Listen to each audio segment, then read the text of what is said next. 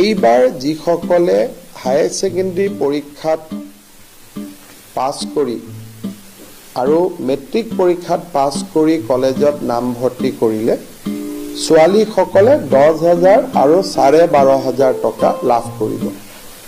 এই আঁচনিখনৰ কাঠামোটো আজি কেবিনেটে মঞ্জুৰি দিয়ে, যিহেতু আমাৰ এডমিশন বিলাক হৈ গ'ল।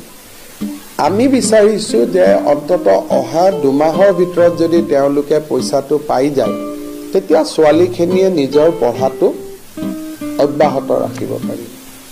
কিন্তু আৰু এটা আমাৰ মাজত পৰামৰ্শ আহিলে যে নহয়, একেলগে 10,000 টকা দিব নালাগে, মাহত 1,000 কৈ দিব লাগে।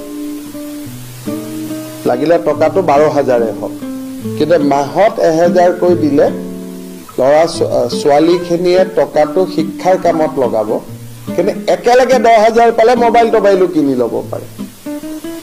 গতিকে এই বিষয়টো আমাৰ ৰণোজ পেগু আৰু চন্দ্ৰমোহন পাটোৱাৰীক লৈ আমি কেবিনেট কমিটি এখন কৰি দিছো।